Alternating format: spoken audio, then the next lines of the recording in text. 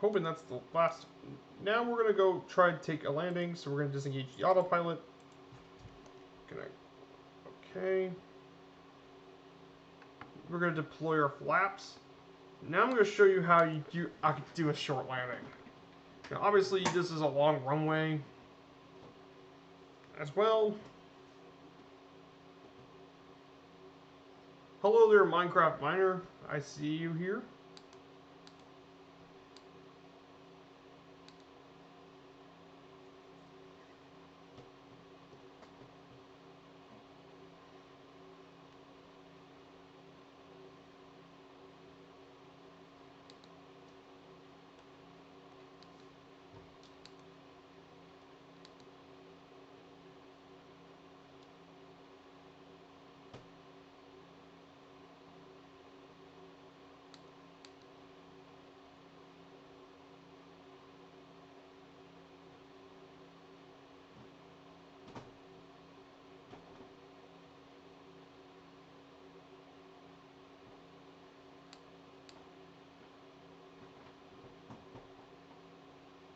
And that's going to be the landing.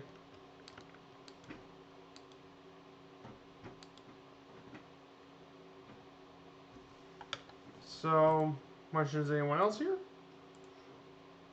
Usually there would be quite a few people joining my stream, but however, most of them are probably with Allison Johnson, so.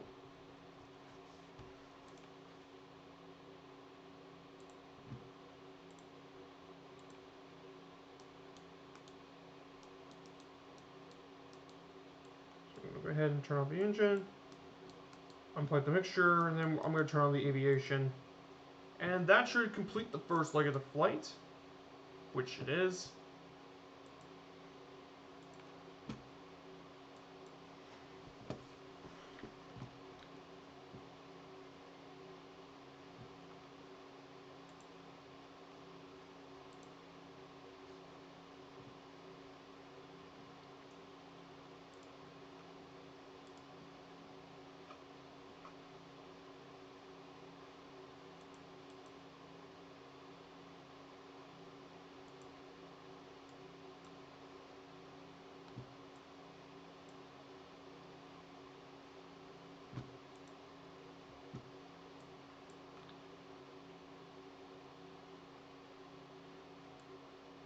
I mean, what an exciting way to end the first leg of the journey. That was quite a good first leg of the journey. That was pretty quick. That's for sure.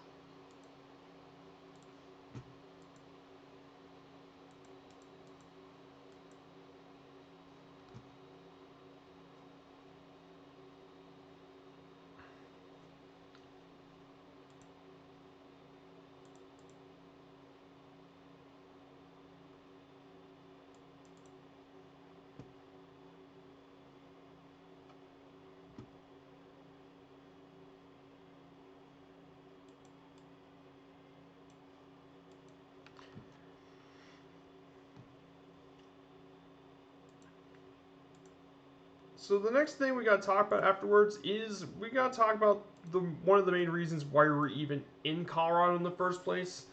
The major reason we're here in Colorado is because this weekend is going to be the Major League Baseball All-Star Game. Now there previously have been 90 other All-Star Games been held as well, and basically it was inaugurated in 1933 and is composed of the various All-Stars of both the American League and the National League. And usually, how do you exactly select All-Stars to be in the game? Usually the fans select the starting fielders. The stars are usually elected by the fans. Then the managers select the pitchers for the All-Star game, and the reserves are both by the managers and players. And the reason they do this is that way at least one player from each team gets represented in the All-Star game, which is a lot more fair. And I think that way it prevents the biggest market teams or the ones who have those passionate fans from taking over. I think it's quite a very nice thing to do.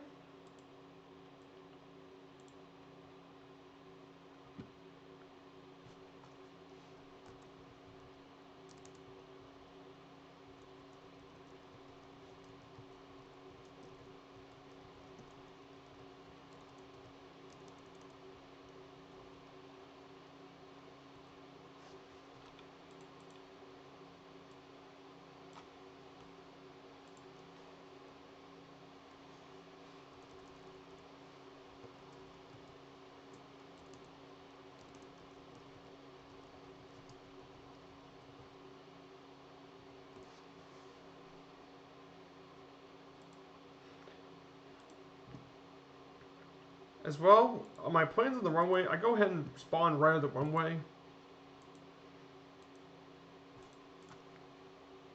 As well, so I'm on runway 33, and again, this is the beautiful X-Cub as well. Definitely one of my favorite planes in the sim. It's a Cessna 172. It's just as versatile as a 172, but you don't have to sacrifice any performance for it. Now for the altitude for this one, thankfully this one's a lot simpler. We can actually go at 12,000 feet. This should be pretty simple.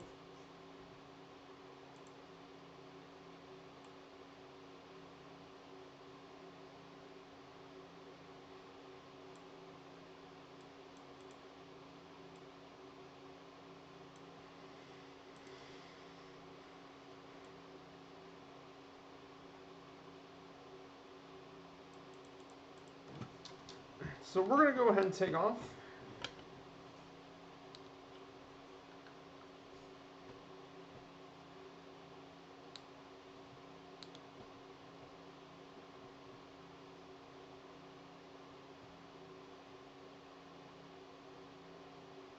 And we're off already.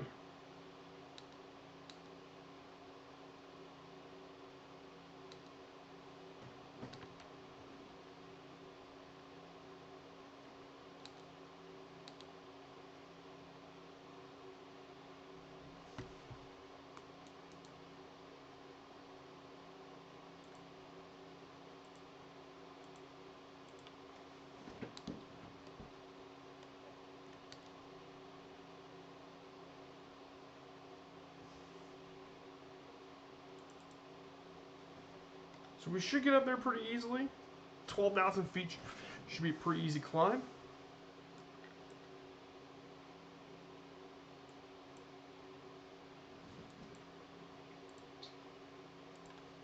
Should get through the direct route.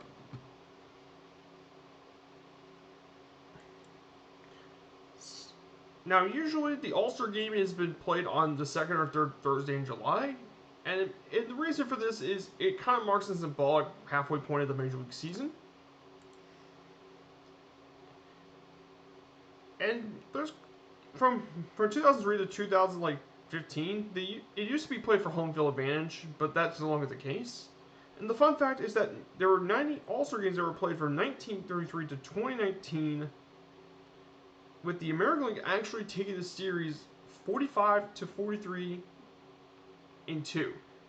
The AL won 45 games, the National League won 43, and there were actually 2 ties. And one of the more infamous ones was in 2002. And that was definitely one of the more ironic ties as well. And if you want to look at notable All-Star Game moments, there are definitely more than a few really notable ones.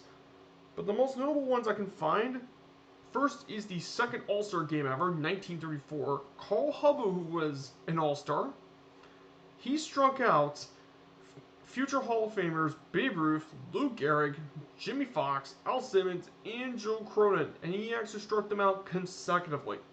Those 6 strikeouts, by the way, are still an All-Star Game record, and he did all. And I mean, that's pretty amazing when you consider some of these players like Ruth, Gehrig, Fox were some of the greatest players to ever play baseball.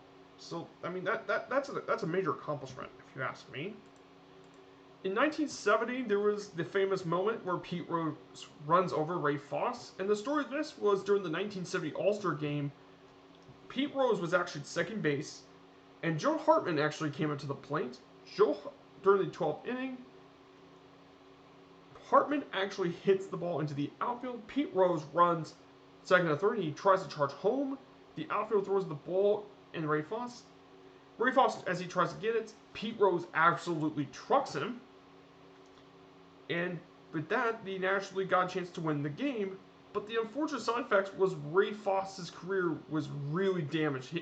He suffered a dislocated shoulder during that game, and his career was never the same. He was a promising young player, but it was never the same. Definitely one of the big what-ifs. Then the very next year, when they played at Tiger Stadium, multiple Hall of Famers actually hit out of the Tiger Stadium, including Hank Aaron, Johnny Bench, Frank Robinson, Harmon Killebrew, and Reggie Jackson all hit home runs at the 1971 All-Star Game. However, It was Jackson's that was the most notable. He hit a 520-foot home run, and it actually hit an electrical transformer right where it holds all the lights. He hit off of that, off the roof of Tiger Stadium, which is a crazy thing. And basically, the thing about Tiger Stadium is there have been more than a few times of players hitting the ball over the roof. That's happened before. But this was one of the most famous home runs of the entire ballpark. In 1999, Ted Williams made one of his last public appearances before his death that year, and he threw the first pitch at Fenway Park. And that amazing night was capped off by Pedro Martinez striking out 5 of the 6 batters he's faced in that game as well. I mean, 1999 was definitely a very memorable one. And in 2008, 2008 was the last All-Star game at the old Yankee Stadium, the house that Bruce built.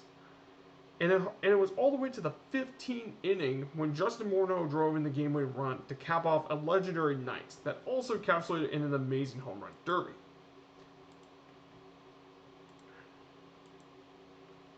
And right here, this is the Coffin Ridge. We're going to be trying, once we get over it, the rest of it should be easy. We just got to get over the ridge. I think we are going to get over the ridge quite easily.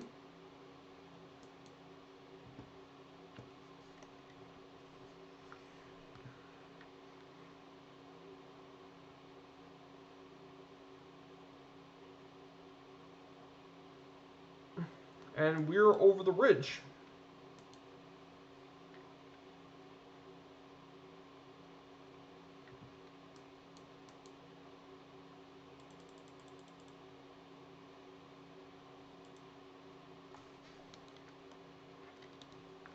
As well, and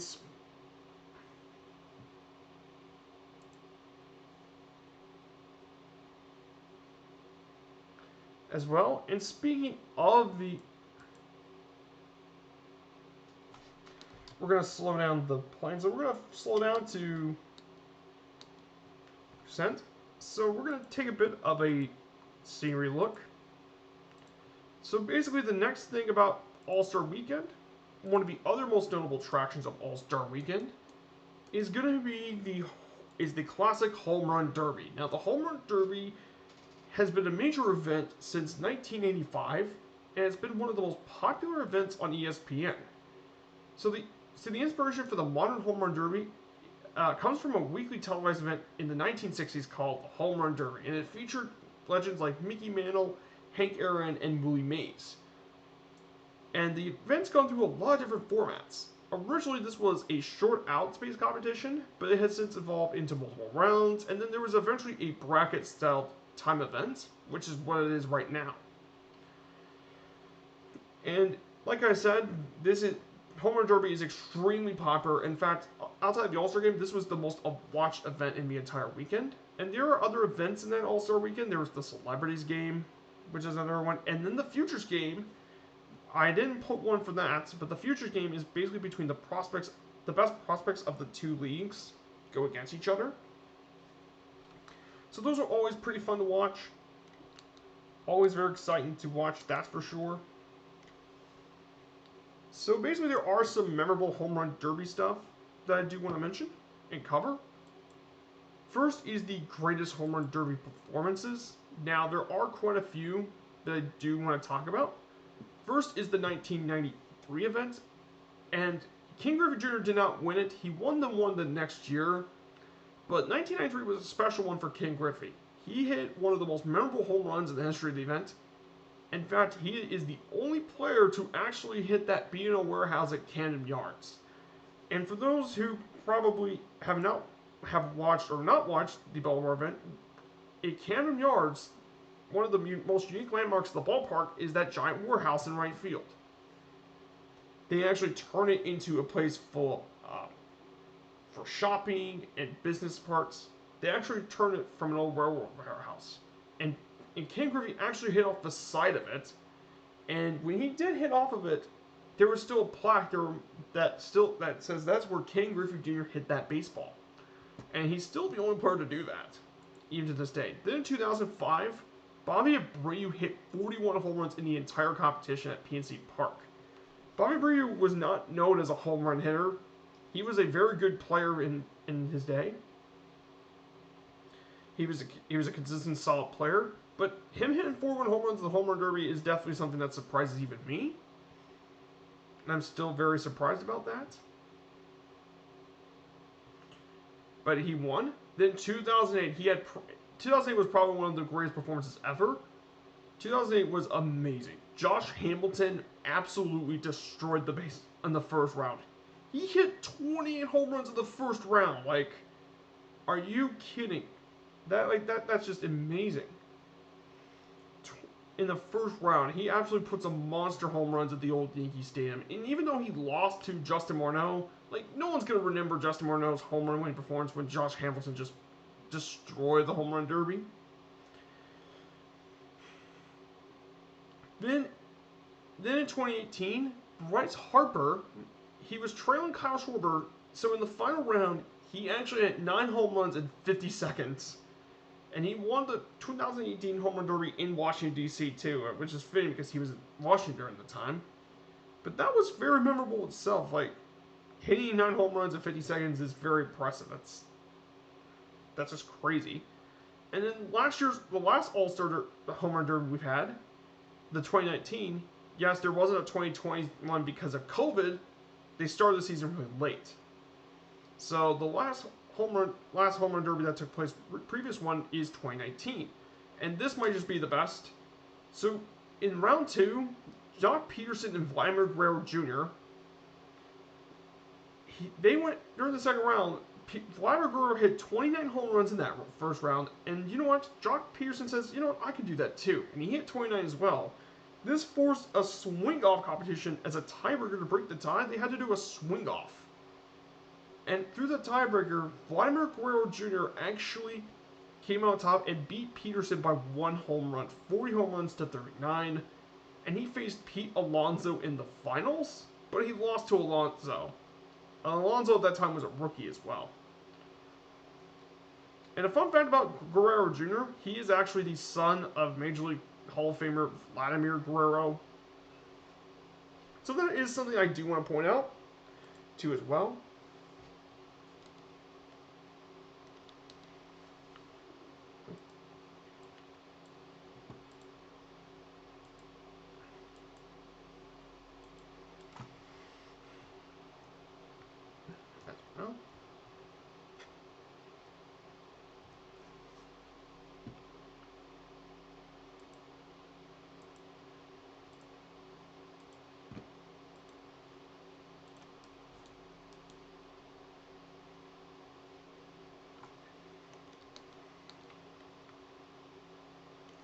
Just absolutely incredible, that's for sure.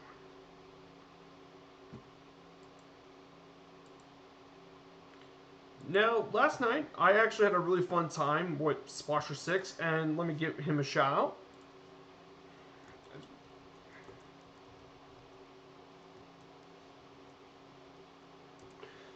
So Splasher 6 is a really good friend of mine. He got a lot of things set up for me. He's such a really nice guy to talk to, and I always fly with him whenever I get the chance. He's such a really good, nice, chill, fun content creator, and I recommend go give him a follow. I think he would be an amazing person to do it with. And last night I flew with him with the Savage Carbon, and we did some really insane bush landings. Like, the landings were not easy at all.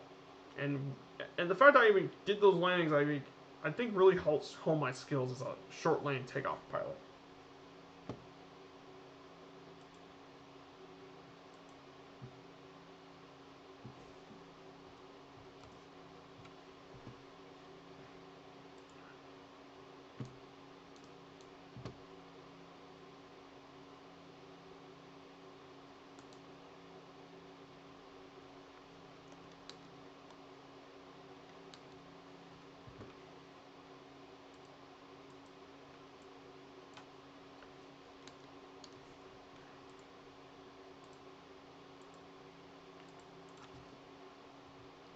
So to our right, this is Saddle Mountain. And then to our left, there are 2 different national parks. One is Spenny Mountain National Park. And this one ahead of us is the 11 Mile State Park. So definitely some very interesting areas we have to get to.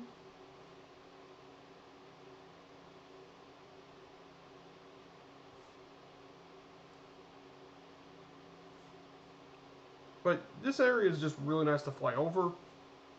In fact, that's one of the great things about Colorado is there's lots of forests, mountains.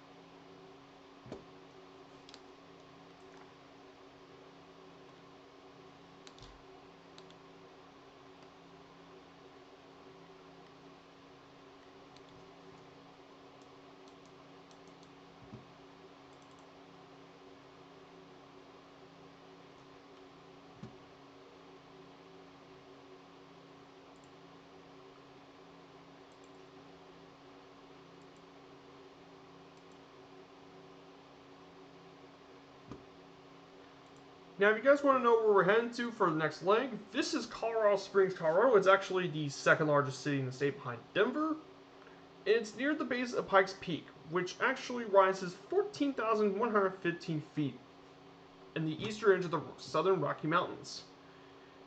Now, some of the most iconic landmarks and attractions in there include the very well-known the U.S. Air Force Academy, which is internationally known for being the place where America's top fighter jet pilots train. There's the Garden of the Gods, which is a natural rock formation located right at the base of the Pike Peaks. And finally, the U.S. Olympic Training Center, where they train a lot of the all the Olympians for the United States are trained here in Colorado Springs. And some notable people include Ryan Tedder, who is the singer of the very iconic pop band One Republic, Goose Gossage, a Hall of Fame pitcher who was successful, and John Romero, the founder of ID Software. The ones who and he's been the main designer for games like Wolfenstein 3D, the classic Doom 1 and Doom 2, and Quake. All very iconic video games of the 1990s, and they were designed by John Romero. So definitely something to be really interested at when we visit the city.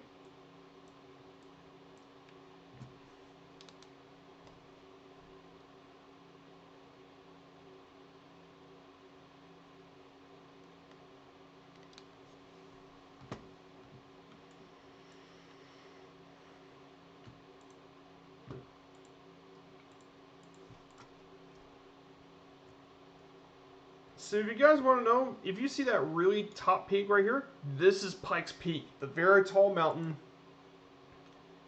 that extends all the way out there. So right here, there is Pikes Peak. This is a very iconic mountain. Definitely something to keep an eye on. That's for sure.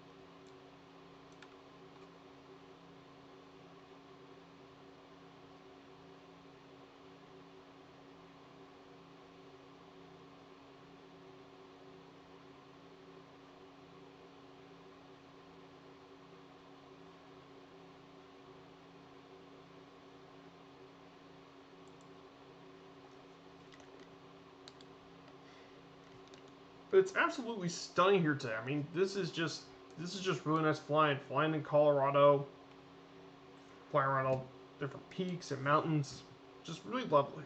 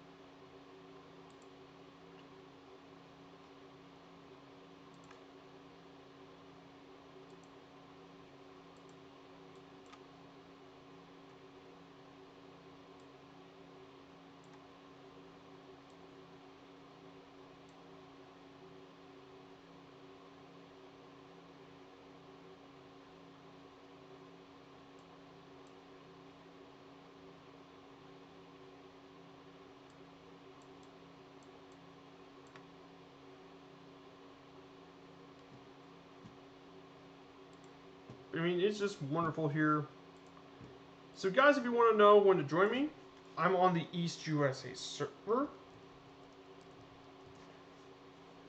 And make sure you all hit general aviation planes. Please, no airliners. That would be not very good for my frames. And this would not be good for me at all. So do keep that in mind. Just pick normal planes.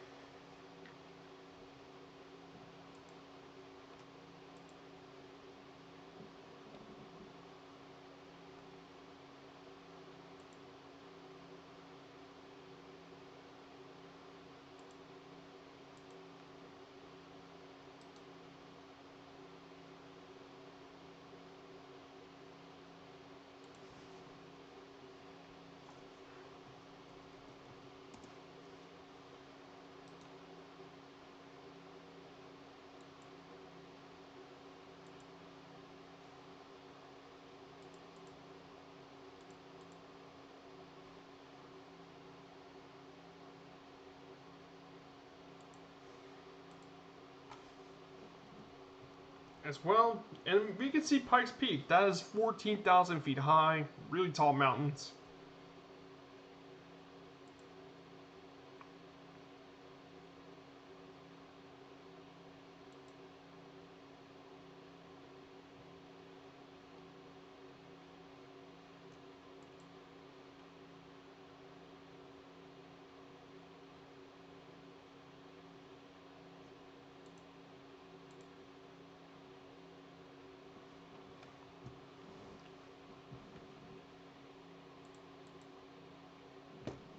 It's just, I mean, this is just stunning. No one could ever beat flying like this. It's just...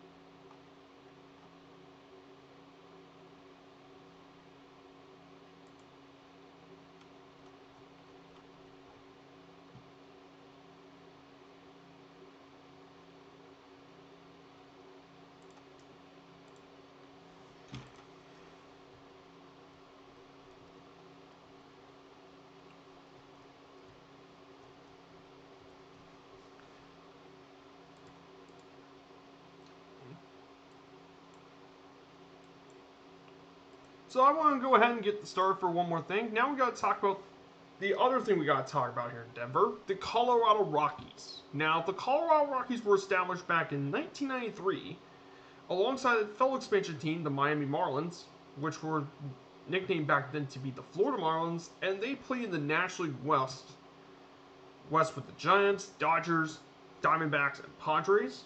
Now, they took the name Rockies because of Denver's proximity to the Rocky Mountains, which, I mean, makes sense. The Rockies make up for a large portion of Colorado's area, and currently their team colors are purple and black. So definitely also a unique thing. Not many teams wear purple and black. I think they're the only team so far.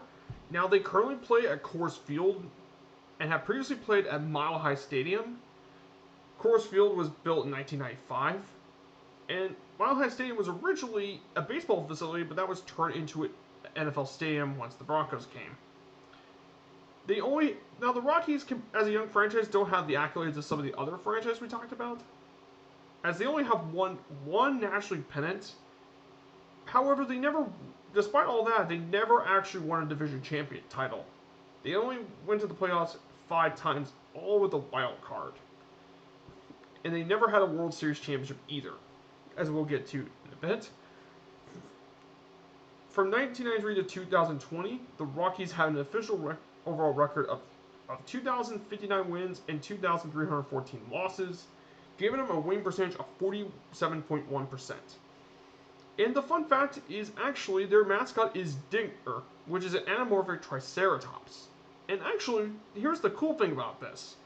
This was actually inspired when during the construction of Coors Field, they actually found an actual triceratops skull, a 7-foot long triceratops skull, all with horns and all, found at the site. And that's what inspired the nickname Dinger, which I think is a really cool mascot. There's definitely a lot of silly ones, but this one's actually really cool. It's a dinosaur mascot. Now, being a young franchise, we got to start with how the Rockies came to town. So, before the Rockies came to baseball, Denver did used to have a baseball team called the Denver Bears, which were a very successful minor league team. However, they fell out of favor in the 1960s. Eventually, professional baseball came back to Denver when the National League approved as the 2 sites for the new expansion teams on July 5th, 1991. However, due to some technical issues with the original ownership, they were threatened to move to Tampa, Florida before they even got a chance to settle in Denver, but thankfully that was fixed. And we got to actually see the Rockies play baseball in Colorado. The first game was played on April 5th, and the Rockies actually lost that game 3-0, but they redeemed themselves in their first home game. They beat the Montreal Expos 11-4 in their first win in franchise history. And as the case of many expansion teams, and most expansion teams are not great, they struggled in their first year. I probably need to fix that.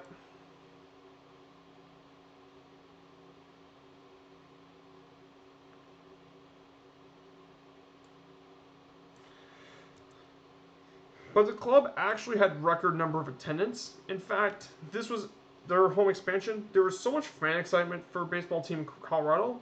Mile High Stadium hosted 4,483,350 fans, and that's still a major league record to this day. And I don't think anyone's going to touch that attendance record, by the way. Then the next part of the Rockies was the 1995 season, and basically they acquired Larry Walker. And he used to play for the Montreal Expos, but they managed to acquire Larry Walker, and he became one of the 4 Rockies known as the Blake Street Bombers. The other 3 were Vinny Castilla, Andres Galarraga, and Dante Bichette. Those 3 combined with the fact that Colorado has been known for having lots of home runs means, yes, balls are going to fly out of Colorado like crazy.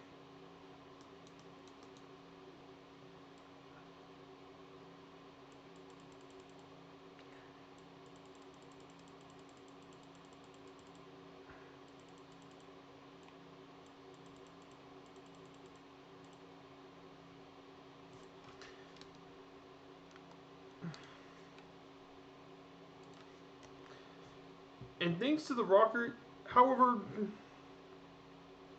thanks to the short seasons last year, they actually went 77-67 thanks to the Bombers. This was good for second place of the West Division, and because of this, they managed to make it to the playoffs for the first time ever thanks to the wild card. However, unfortunately for them, they would lose to the Atlanta Braves in the actually championship series, which was definitely not a good way to go out. However, in 1996, all four of them returned, but unfortunately, when Larry Walker got hurt, they fell to third in the National League West, and it continued in the 90s despite excellent production from Walker, but also from newly drafted Todd Helton. And Helton, from what I know, is a really underrated player, one of the most underrated in Major Leagues. Then we get to in 2000, the Rockies achieved their first winning season since 1997. However, for the next couple of years, they continued to struggle to find success in the West. After a series of moves in the 2004 offseason, the Rockies kind of disappointed in 2005. However, surprisingly and shockingly, in 2007, they made a remarkable run in September, and thanks to that, they took the National League wildcard spot by beating out the Padres for that wildcard spot with a 90-72 record, which is really surprising. But the thing that's most surprising, though, is they managed to beat the Phillies at that time in the NLDS, and they beat the Diamondbacks to complete their first ever World Series appearance as a wild card. Now, that's happened more than a few times. However, unfortunately, they lost to the Boston Red Sox to get absolutely swept. But to be fair, I mean, this was the 2000s Red Sox, which was a team that absolutely was amazing for baseball. Then after a 2008 season, disappointing 2008 season, the Rockies returned back in 2009 with a 91-71 record, but they lost to the Giants in the NLDS, which is really unfortunate. The Rockies as a franchise could never get postseason success. And then finally we get to the most recent part of the Rockies. For the next few years, the Rockies struggled to get beyond third place in the National League West. Hello, Captain Seppi. Good to see you. So I was just talking about the history of the Colorado Rockies baseball team for a bit. Try to summarize the best I can. I don't want to get into too much depth. And we're currently flying near Colorado Springs, which is down here. I mean, you should have saw the earlier part of the flight. I mean, it was absolutely stunning with all the mountains through Aspen. There's Pikes Peak all the way up there. Beautiful. I mean, absolutely beautiful Pikes Peak. That is just beautiful. Yeah, Denver is a beautiful place. I mean, doing bush flying through Colorado is just... I'm so happy I did that. It took me a bit of a while to get there, but I got there.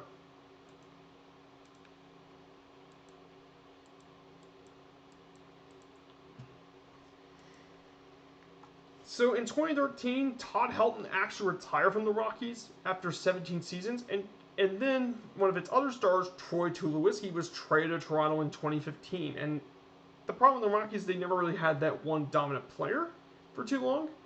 They did make it to the postseason in both 2017 and 2018, but they never got past the NLDS, as the Rockies lost to the NL wildcard game in 2017. And in 2018, they beat the Cubs in that wildcard game, but they lost to in the NLDS. So unfortunately, the Rockies could never get past. Unfortunately, I don't have anyone flying with me right now. However, if you want to join me, Seppi. I'm on East USA server, and the closest airport to my flight plan, if you want to join, is actually going to be the City of Colorado Springs Airport, which is Kilo Charlie Oscar Sierra, which is located, let me pull up my nav map. This is the airport. Airport like this is where you want to spawn.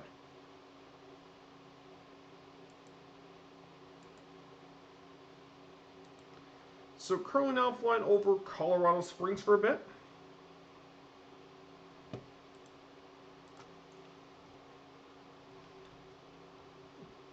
I mean, look at all the mountains. There's the Red Rock Canyon open space. There's all the golf courses.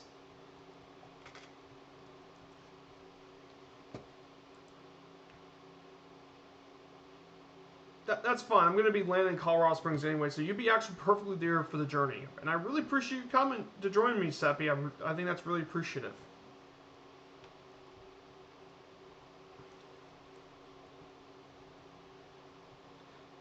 I'm taking the beautiful X Cup, which is amazing playing. So there's downtown ahead of us. Is downtown.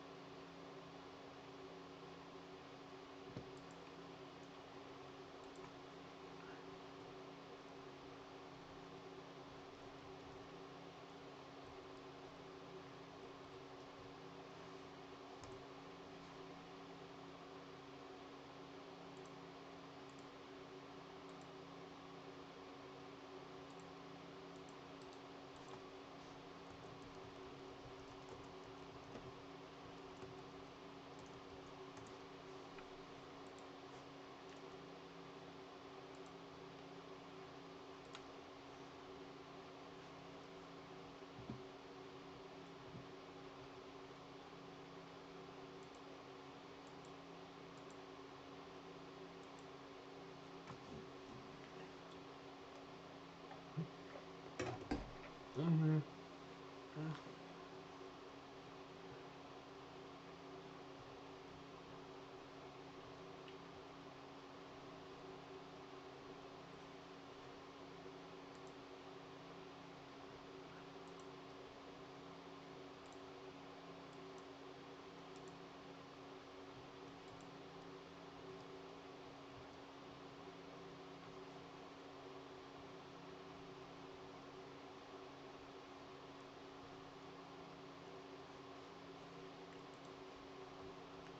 So down below is going to be the U.S. Olympic train site and Paralympic train site. So right there, this area right here, that's the Paralympic train site. This is where they train a lot of our Olympians and such. That's one of the things Colorado Springs is really well known for. And then we're going to be landing. The runway we're going to land is runway 35 left. So let me take back control of my X-Cub.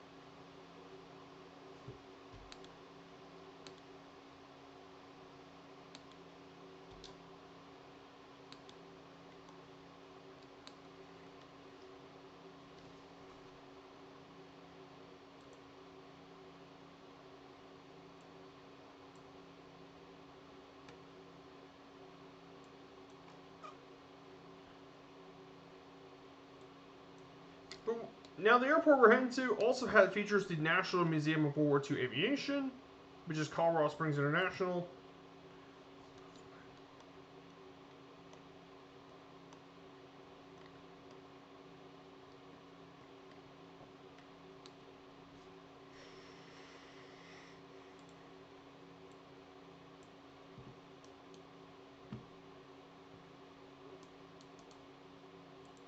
So we're going to turn off the autopilot.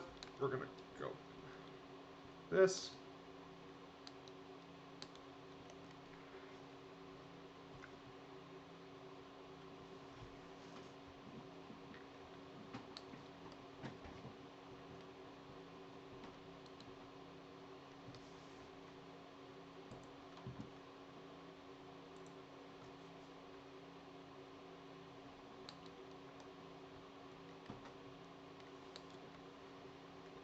So I do have a question, Seppi.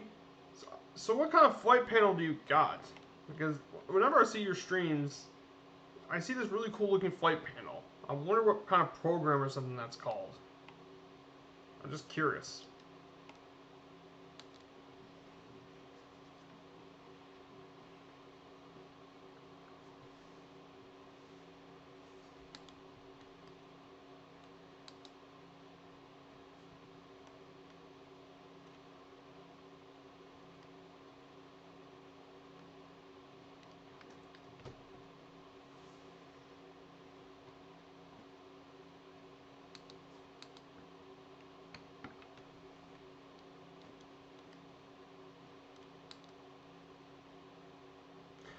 Oh, you have Air Manager. Okay, that's really interesting. I may have to look that up. Thanks, Seppi. I was wanting to know. Because that looked really cool. Have your own air.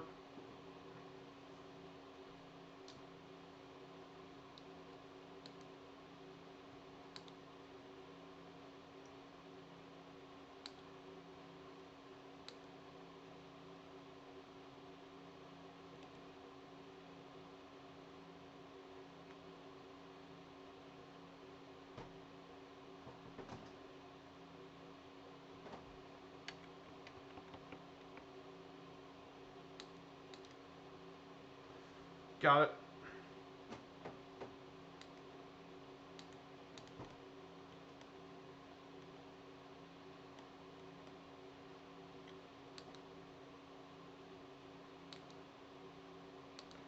Let me get parked.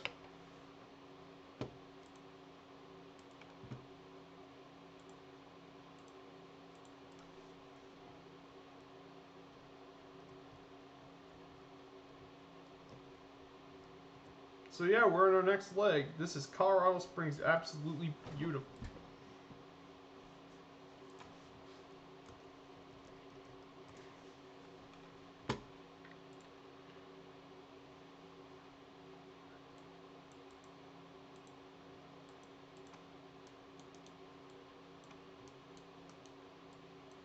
Just gonna turn off the systems.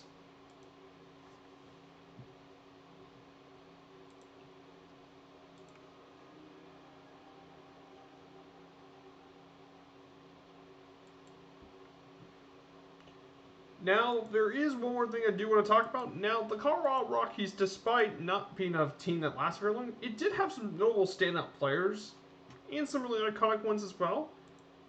The first player we want to mention is Dante Bichette. Of some of the other Blake Street of the original team joined in '93, he was the most successful member of the original Blake Street Bombers. So, after spending a few seasons with different teams, he was traded to the Rockies before their inaugural season, and he quickly became one of the stars for that team during the entire decade.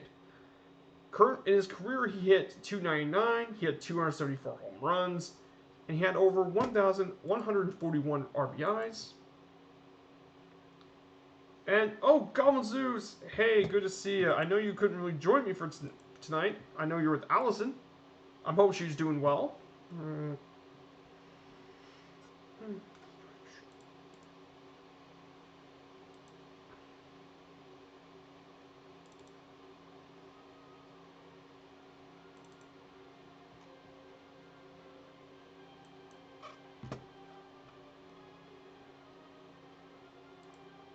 We just passed the storm. Good. So Dante Bichette was also a four-time All-Star for the Rockies. He was the 1997 Silver Slugger, home run and RBI leader of 1995, when he had his best season of his career.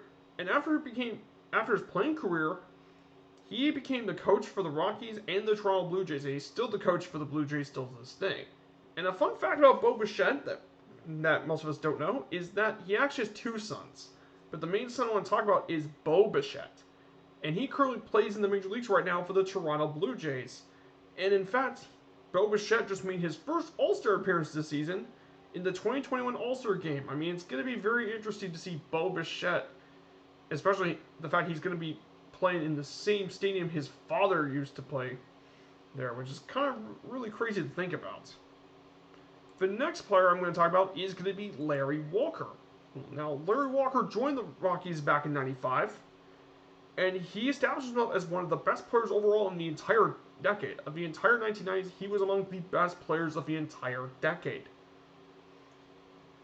He was known as a five-tool player. He has excellent batting, power and contact were really good, and his defense, his arm, glove, and speed were also well above average, making him an all-around great defender. As well, in addition to this, Larry Walker hit .313 in his career. He had over 2,160 hits and 1,311 RBIs. He was a five-time All-Star in the majors. He won the 1997 National League MVP. He was 7 times a Gold Glove winner, meaning he was really good at defense, and was 3 times the Silver Slugger and the Major League batting champion. This guy can absolutely hit a baseball. And in 2020, he was elected to the Hall of Fame, and he would become the first member of the Hall of Fame to be depicted in a Colorado Rockies uniform on the plaque, making him technically the first Rockies player to be in the Hall of Fame, which is an extraordinary accomplishment. But Larry Walker was really, really good. However, the next player I think might just be even better. And I gotta talk about Todd Helton for a bit. Now, for those that don't remember, Todd Helton was actually drafted 8th overall in the 1995 draft, and he's considered by many to be the greatest player in franchise history. Helton played all 17 seasons with the team, making him the only one of these players to actually play for their entire career in Colorado, and he became the first player to have his number retired in 2014. Now, Jackie Robinson's number was always retired by all teams, but he's the first true Rockies player to get his number retired.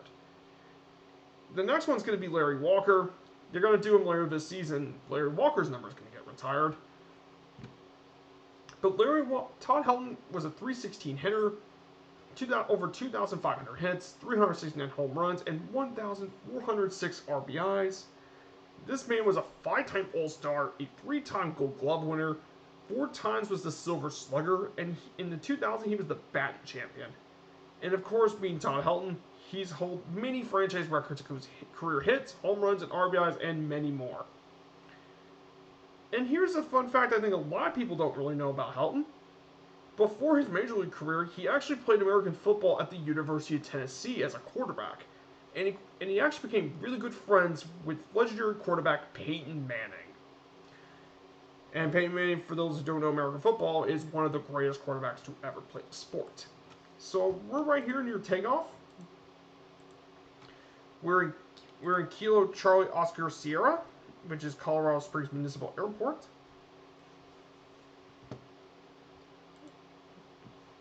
And then there's 2 more for this slide. The next player on the list is one of the major stars for the Rockies for most of the 2000s, Troy Tulowitzki. Now he made the show in 2006 and quickly became one of the best players on the Rockies. In his 13 seasons of the league, he played for the Rockies, Blue Jays, and the Yankees. Tulo was a 5-time All-Star and a 2-time Gold Glove and Silver Slugger award.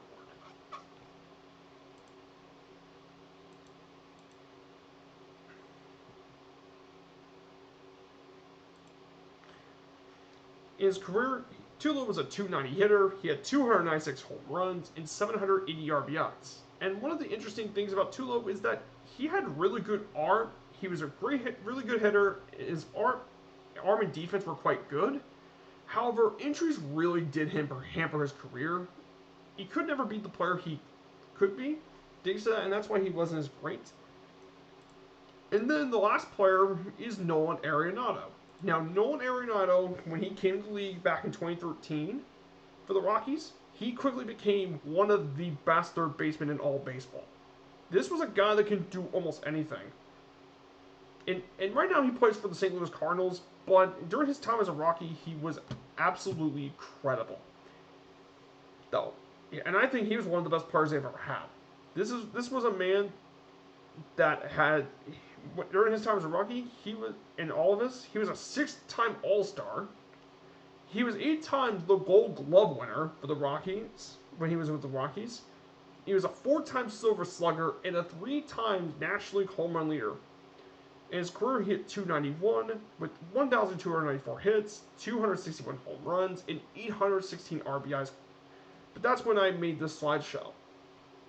So I do want to mention about Nolan Arenado for a bit. He's quite the really talented player, and no wonder a lot of Rocky fans are not very happy about this. It's just, things did not go well. And I don't blame Rocky fans at all. He was one of their best players ever had.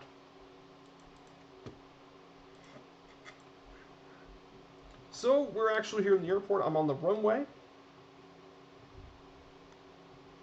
As well, I'm going to go ahead and take off for a bit. Well, for the altitude for much of it, according to my nav map, we should be safe around 8,500 feet. So let's go 8,500 feet.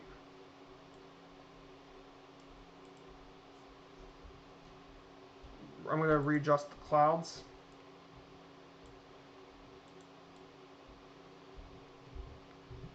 And I'm also going to readjust the time.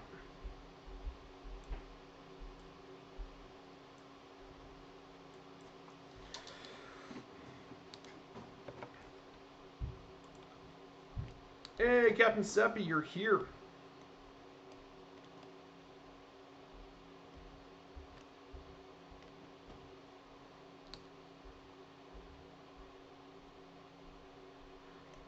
And I'm going to wait to see if everyone else is in the air who wants to join me. I'm just going to float around the air for a bit.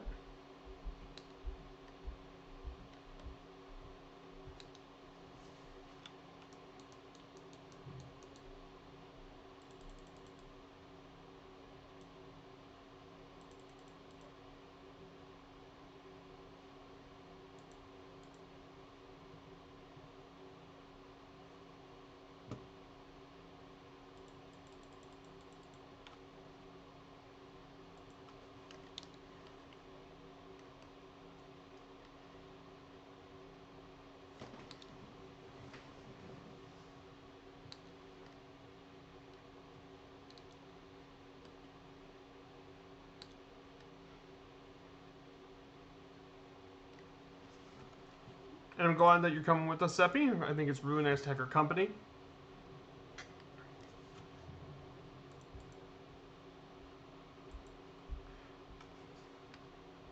So if you guys have not followed, I think it would be, if you really like this content, please give it a follow. As every bit of follows would be really appreciated.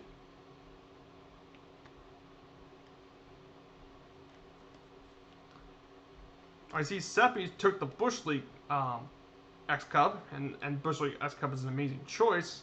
But I wanted to take the normal one since I think that if I that everyone else seems to have the normal X Cup.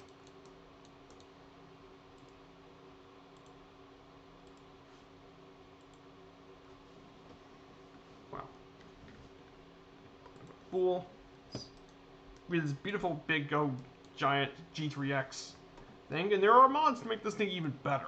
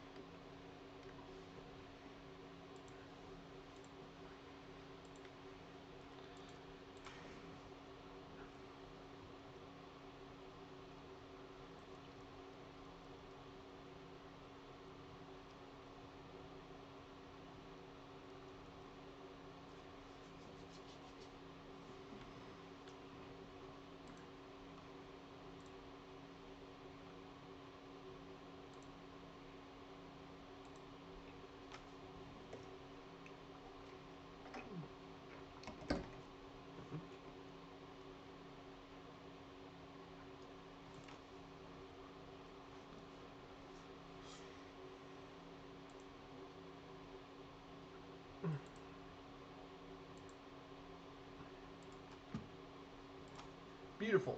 Now, of course, we're going to be heading to the next part. Our next waypoint, it would actually take us to a very well-known ballpark in Colorado Springs called UC Health Park, and that is home to an independent baseball team known as the Rocky Mountain Vibes. Yes, that's a real name for a baseball team.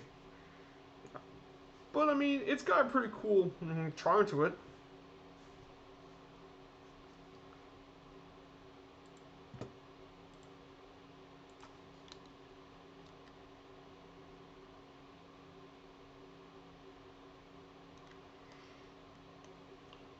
So I wonder how your all's weekends have been. So I'm really kind of curious to see how things are going.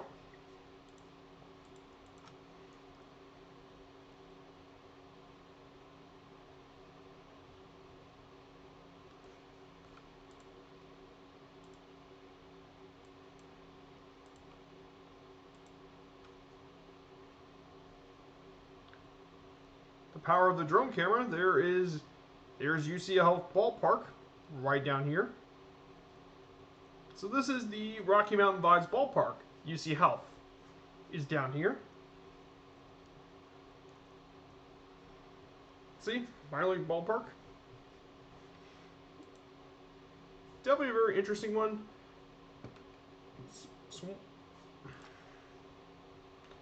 So, okay, now once we get here, we're going to go to our next destination. We're going to be heading to the U.S. Air Force Academy. This is where they train our finest pilot. Our men and women are trained to be the finest pilots and aviators in the entire U.S. military.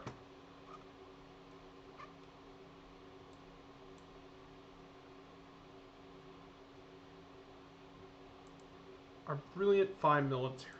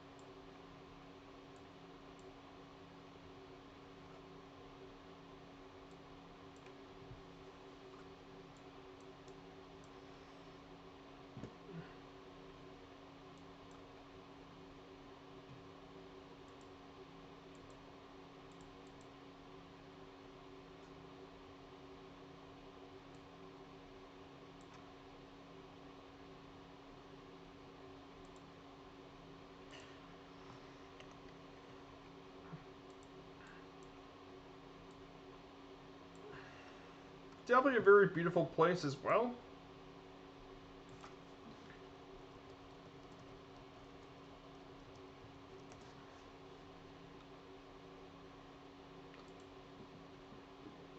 So the U.S. Air Force Academy was established back in 1954 as part, and it's used to train cadets of the U.S. Air Force and the newly inaugurated United States Space Force.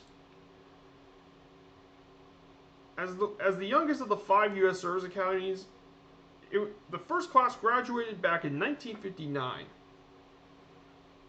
And the admission for this is extremely competitive. In fact, 20% of each class does not graduate since 2012. In fact, what's really cool is that no, it doesn't have just normal training programs for aviators. There's also athletic programs. In fact, it even has intercollegiate athletics, and their programs are known as the Air Force Fighting Falcons, which is really cool to think about as well. Something I was not expecting. And then now before, this is the U.S. Air Force Academy airfields down here. This is where a lot of the pilots and stuff are trained, is down here at this airfield.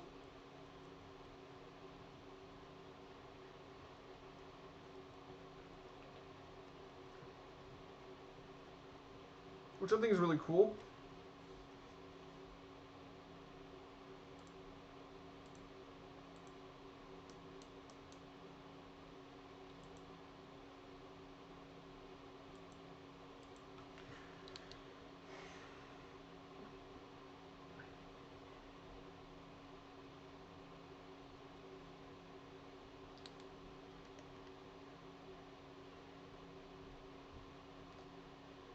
There's another place I was thinking about on my trip.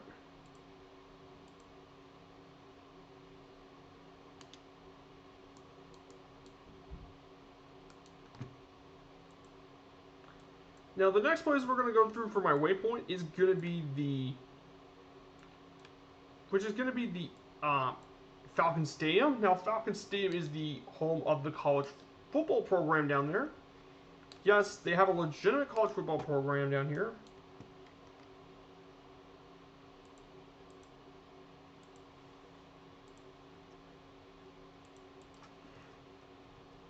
So this here is Falcon Stadium, down below over here. It's built on top of the side of the mountain. So there's that right there.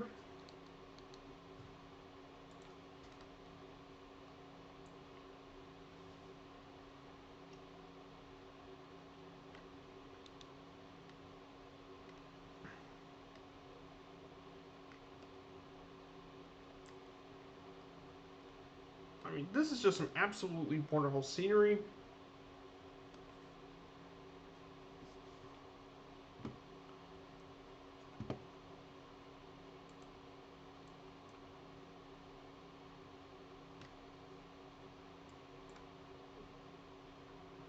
Then the next place is down further below. Down further below is Doolittle Hall, which is straight ahead of us.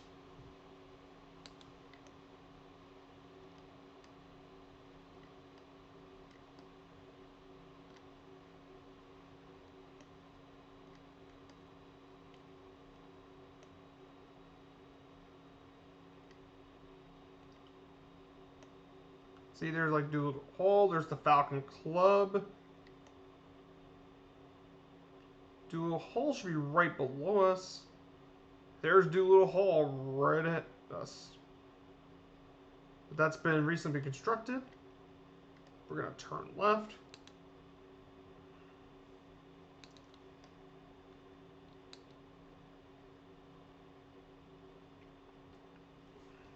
And then ahead of us should be the main U.S. Air Force Academy location. There's the post office. There's Vanderbilt Hall. There is the entire U.S. Air Force Academy, and there's the famous chapel to our left. That chapel is the very famous U.S. Air Force Academy Cadet Chapel. And they managed to photogrammetry that into the sim, which looks really nice. Gonna fly over for a bit. This is extremely nice scenery.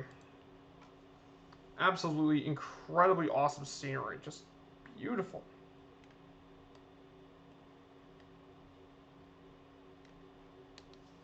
But I'm gonna get back to course.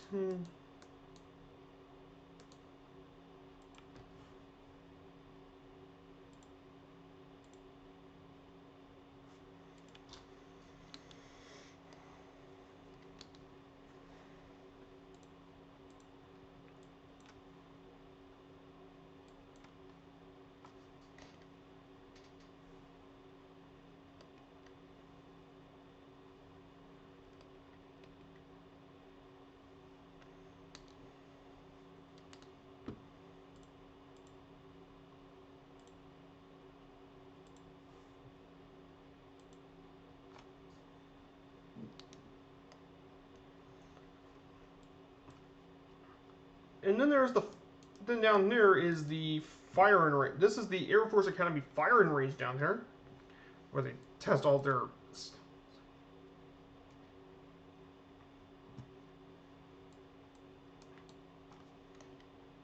Now I know a lot of you have been asking. Now let's talk about the city of Denver itself. The Mile High City itself is quite the interesting city itself. So Denver, Colorado is the capital and the most populous state in the United States state of Colorado. It was originally named after James W. Denver, a governor of the Kansas Territory.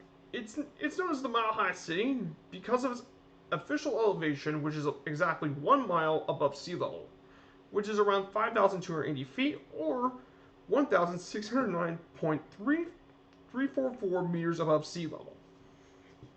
Now, Denver is known for some iconic landmarks, include the iconic Denver Union Station, Mount Evans, and the Brown Palace Hotel.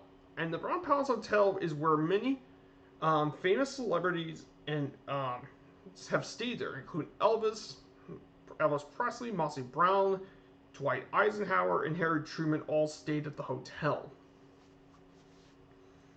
And then some of the most notable dinner rights, they include Roy Halladay, a Hall of Fame pitcher.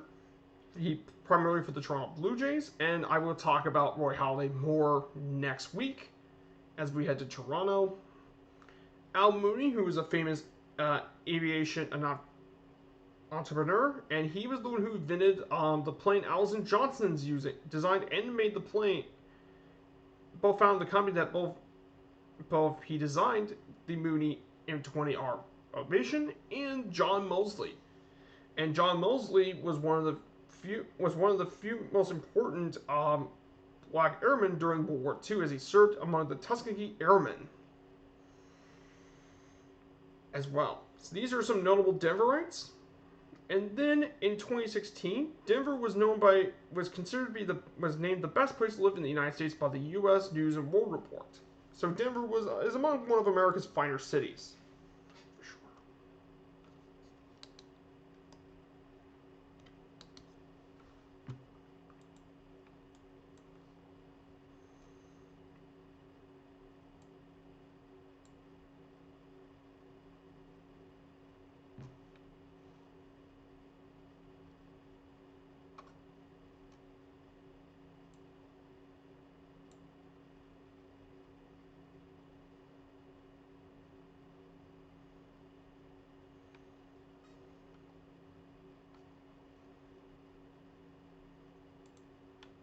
Definitely a very nice place to live as well.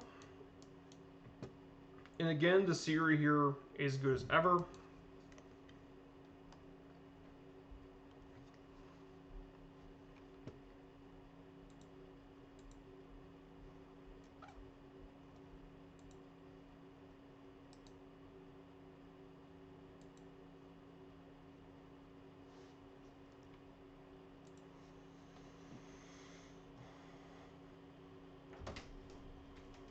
Are you off the minute? No.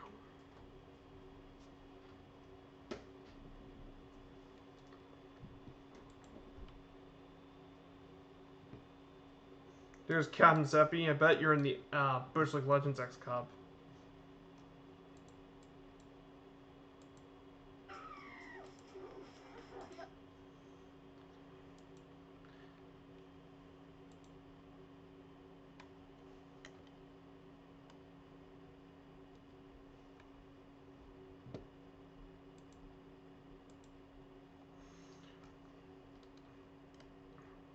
$45 more nautical miles.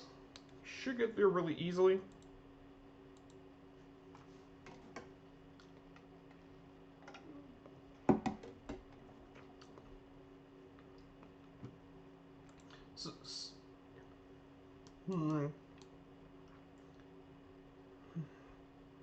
But I mean, the scenery here is just, wow, what an amazing scenery.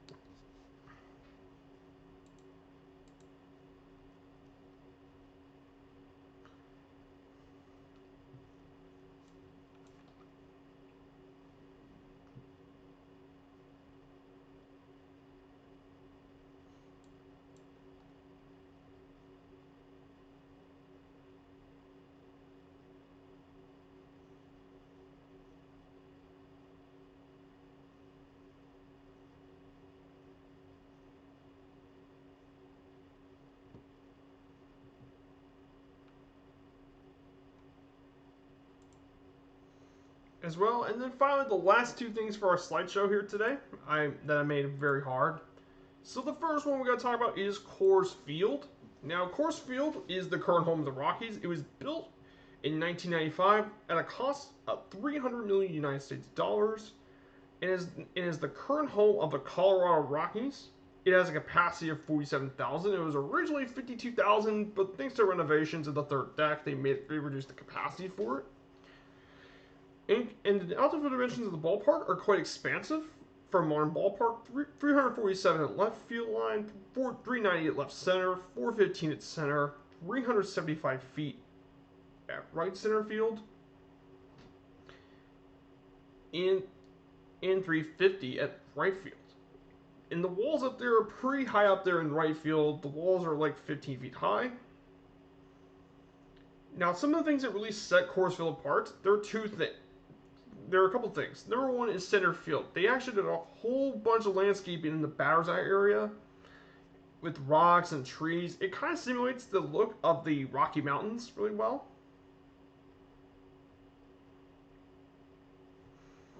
As well, there was also a microbrewery. They had their own microbrewery behind the right field stands. And there was a very large video board at left field. They recently updated the video board, and it's now a pretty big video board. Now, some of the most notable moments at Coors Field include Hideo Nomo's first no-hitter back in 1996. And I mean, that alone is a very incredible achievement considering, A, this was at Coors Field, and Coors Field was a notorious hitter park. And they didn't have humidors back in the day when Nolan did his no-hitter, so that made it even more impressive. The 1990 and this year's All-Star Games and Ichiro's 3,000th hit all happened at Coors Field. And speaking about humidors, for the longest time, Coors Field was known as an extreme hitters park, and that was due to the thin, but most importantly, dry air at 5,280 feet. And the reason that's important is because when the air is drier, there's less moisture for energy to get by for heat. So when the ball hits the bat, the ball has more energy to give it from the bat to the ball without the water absorbing it. So the energy gets to the ball, and the ball flies out of the ballpark. And that's why, if you ever see all highlights of Coors Field, most fly balls in most parks would be home runs in this ballpark. So in order to counteract this, Major League Baseball has established that all baseballs must be pre-stored in humidors before all the games, and because of this, they made the home runs. Now home runs at Coors Field are like every other ballpark. So the home run rates are exactly the same as our ballparks. But yeah, Coors Field was absolutely an extreme hitters park. Oh yeah, and here's something else too. They're not going to put the balls in humidors in the home run derby, I will tell you that. So if you're watching the Home Run Derby Monday, expect baseballs to absolutely fly out of the stadium. You're going to see tons of them hit out of Coors Field. And finally, the last bit of fact about Coors I want to mention is that Coors Field has the most amount of fair territory of any stadium. Like, it's very expansive, so you're going to get lots of doubles and triples at the ballpark due to the deep dimensions. And then the last one is Mile High Stadium. Now, this was actually opened back in '48, and it was meant to accompany the old Denver Bears minor league team. And it was the home for the Rockies for the first 2 seasons in the major leagues. It was originally a baseball venue, but it was expanded by getting the major league team, and then it was expanded again when the Broncos came to town. And thanks to those expansions, it had a capacity of 76,000 people. And the outfield dimensions are kind of unique. Left field was shallow, but right field was extremely deep. So right-handed pull hitters had an advantage at Mile High Stadium. And obviously, however, while the Rockies thing weren't really memorable, the memorable moments at this place are usually with the Denver Broncos. With John Elway, Shannon Sharp, Terrell Davis, Rod Smith, Steve Atwater, all those great Denver Bronco players. In fact, that's actually inspired me that I think next year, if I ever get a chance to stream in 2022, I may do an NFL Inspired series, which I think would be really interesting to do. But I think that's it. That is the final slideshow for tonight.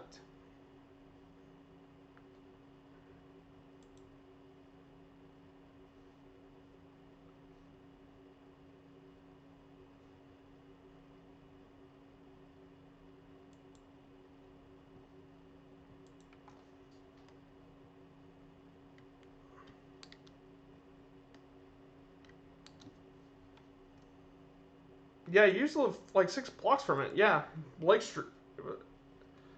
Yep.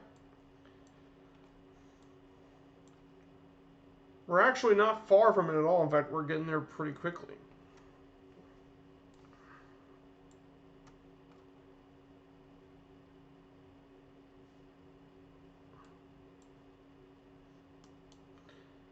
Now, I think I know why my games run a bit slow. Because ahead of us is Denver International, and that is the largest airport in the United States by total area. And it's one of the busiest airports in the entire country. In fact, the airport is actually the second largest airport in the world by area. Only King Fahd Airport in Saudi Arabia is larger. So that's something I do want to keep note that I noticed.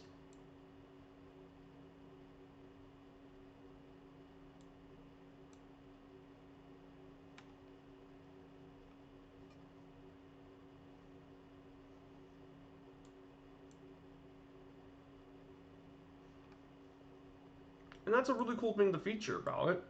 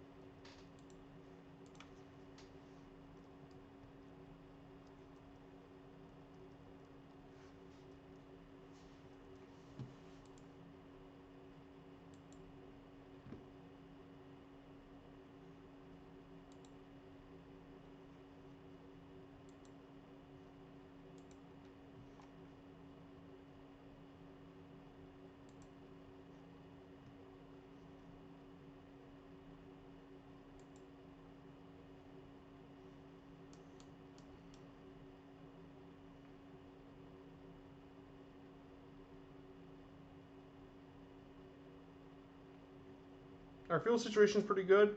I'm gonna leave it.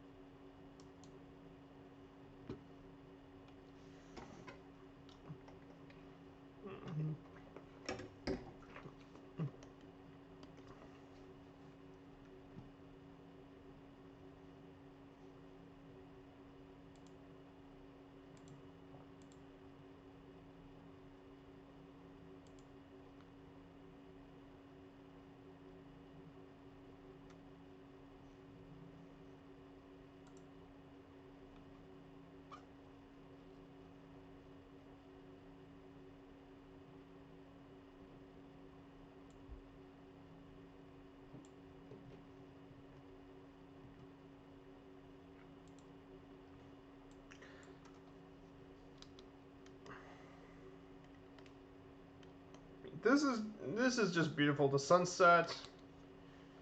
We're getting near Denver very soon.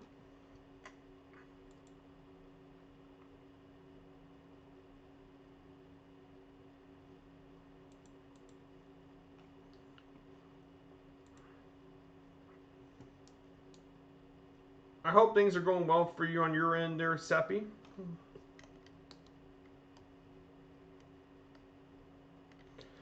Mine's doing okay so far, but I'm hoping that when we get Sim Update 5, the performance will be improved all around, and I don't think we have to worry about much about stutters anymore, which I think would be really nice.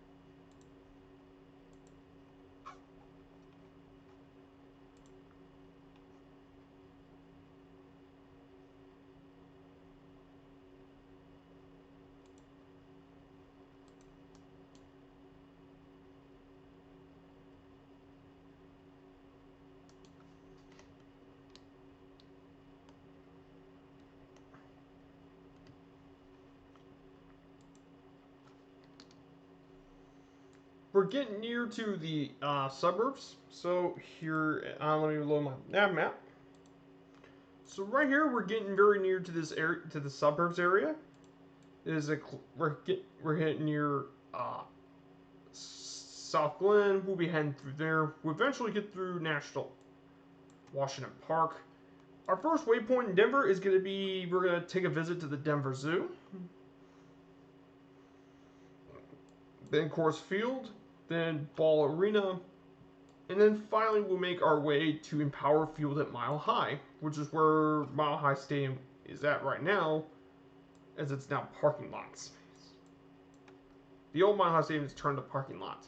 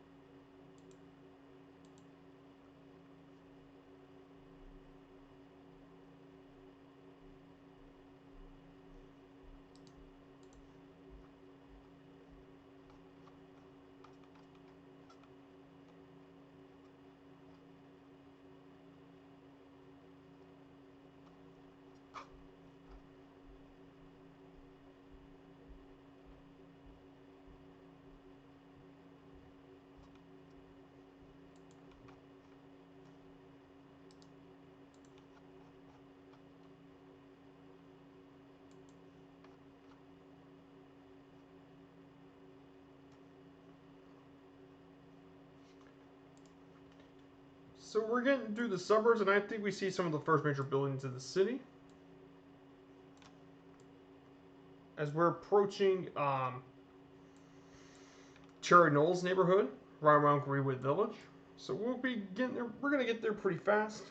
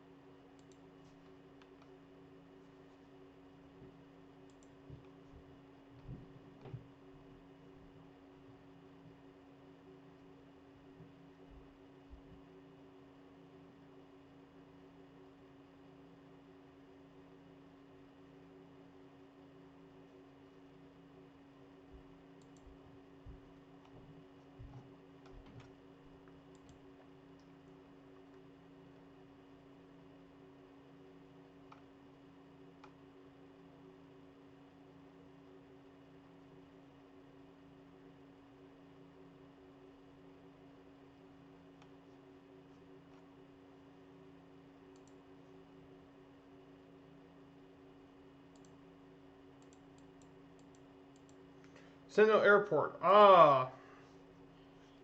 Whoa, whoa.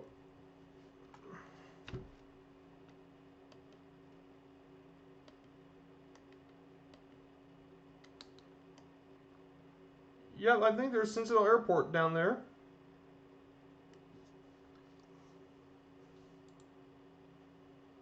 Yeah, Sentinel Airport's to my left.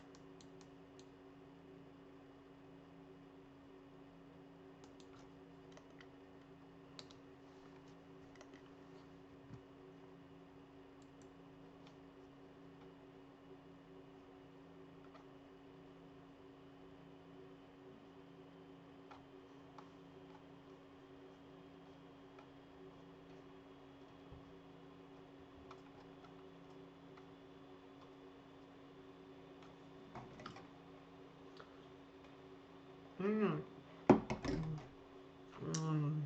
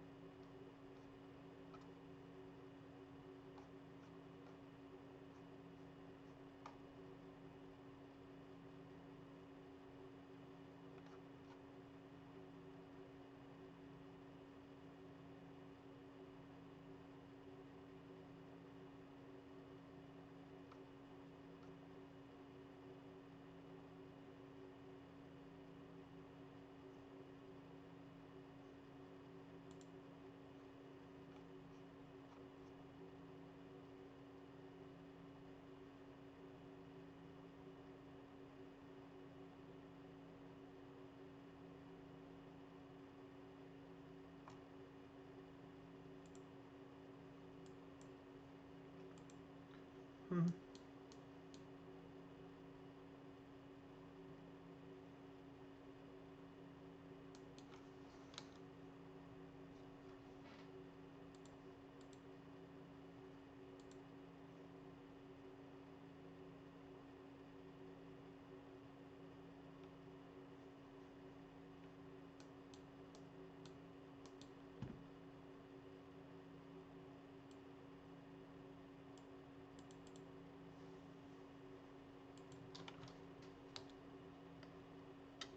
I'm going to drop altitude. I'm going to drop to 7,000 feet.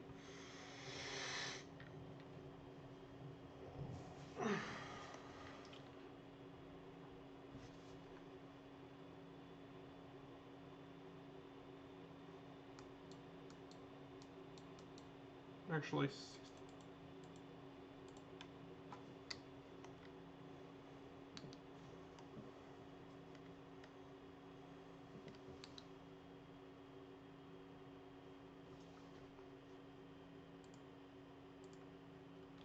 we get here, but say I'm going to try to find my own house. Your old house.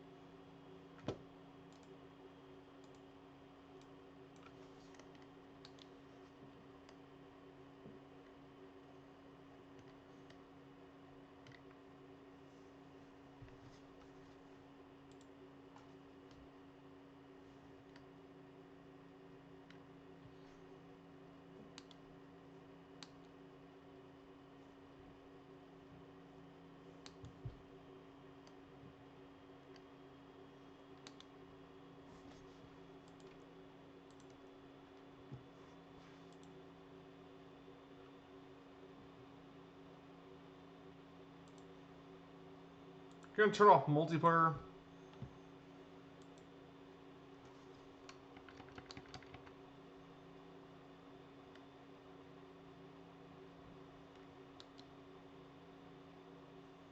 I believe everything else should run smooth without multiplayer. Just you found, wow, awesome. So I'm sorry, turn off multiplayer, Seppi. I thought with the city, I thought turn off multiplayer would probably reduce the.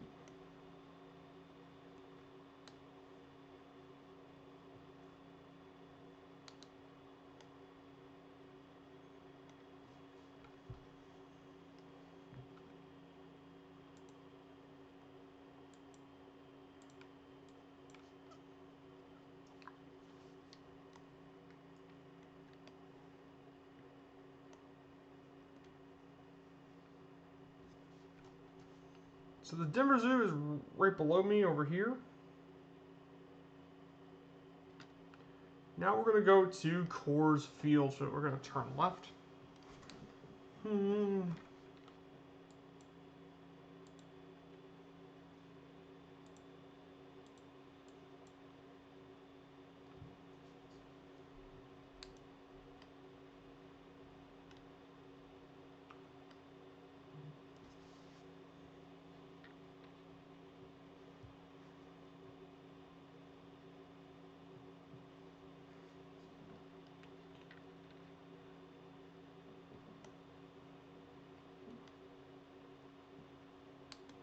And I think that's Coors Field ahead of us, is Coors. The home of the Rockies.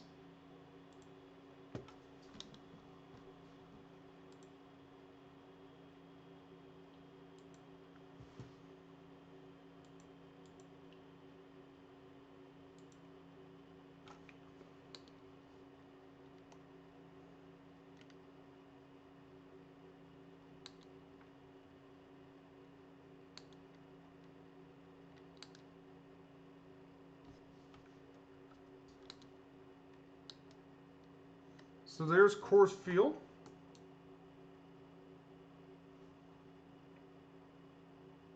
There she is in her beautiful glory. This year's All-Star Game is being held here.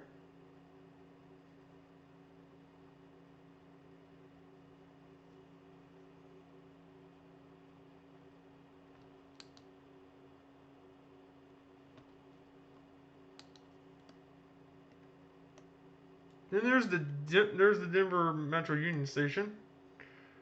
There's that.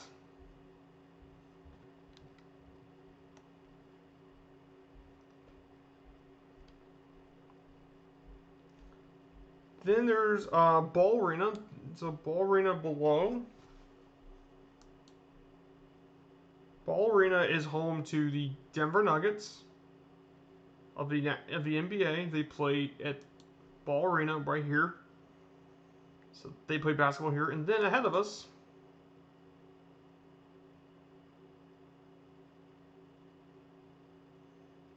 right here is Mile High Stadium. Now, it's now in Power Field in Mile High, but this is where it's at right here.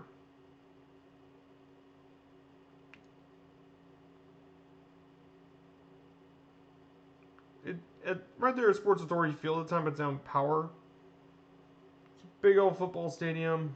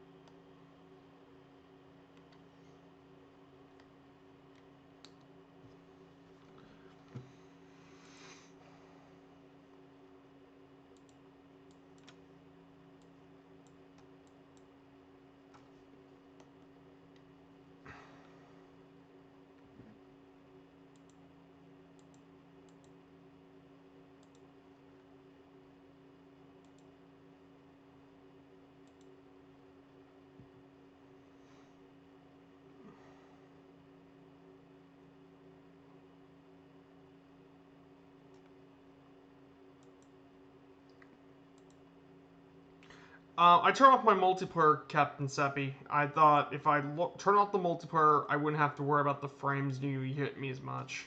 Because I know my game is slowing down quite a bit, so I thought that's why I did it. I apologize if I...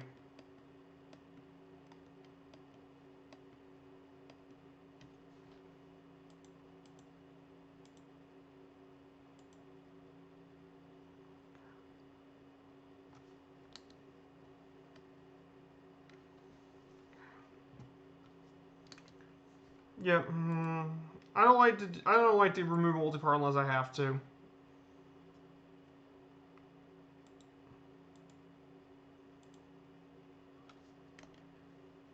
We're gonna go land at Rocky Mountain Airport. Rocky Mountain Metropolitan Airport. This is Kilo Bravo Juliet Charlie, and we're gonna be landing on runway 30 left. So we'll be landing there. Yep.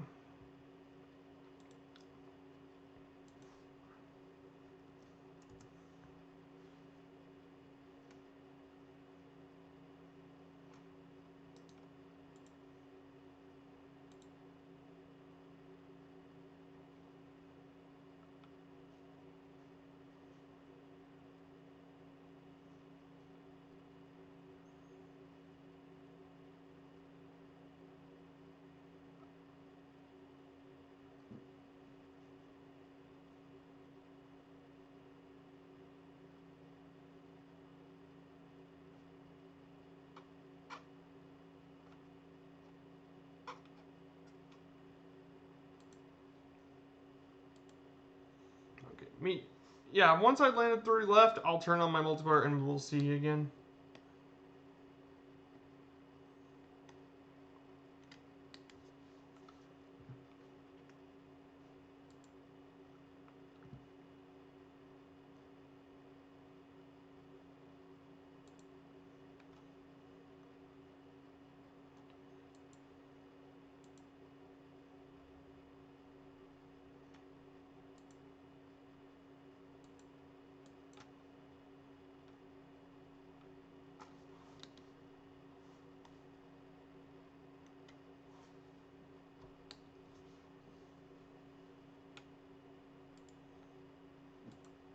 Yo, what's good?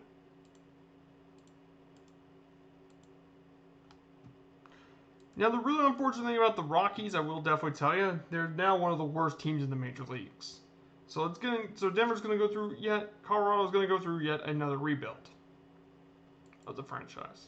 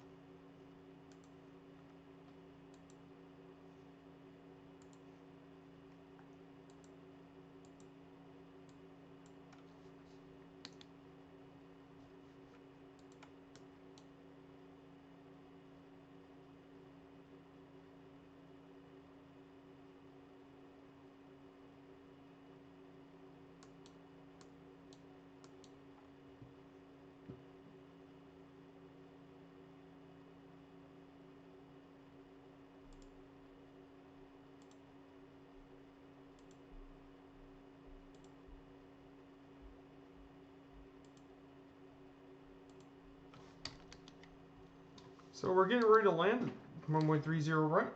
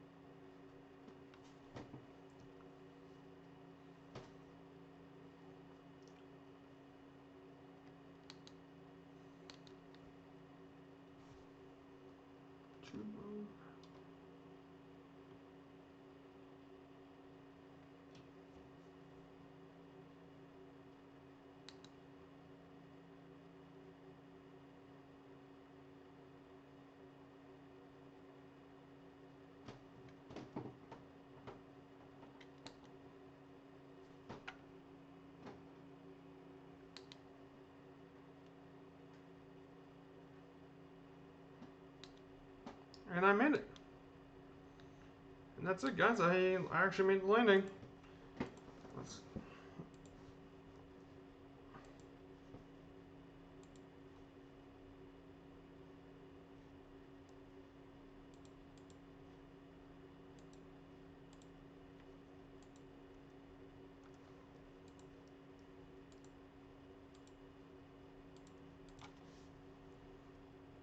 Huh.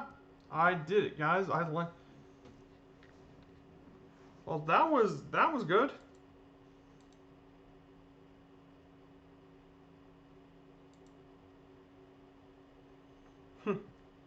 Yeah, guys, we actually landed. 3 left. We got it completed.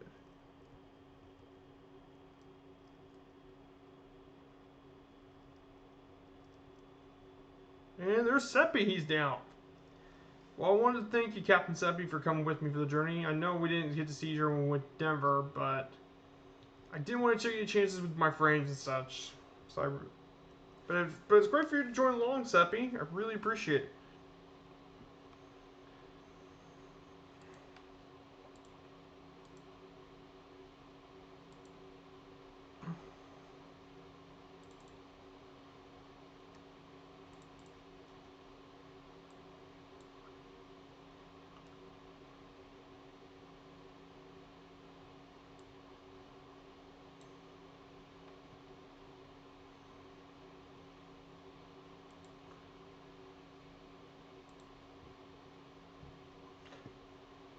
So I want to appreciate.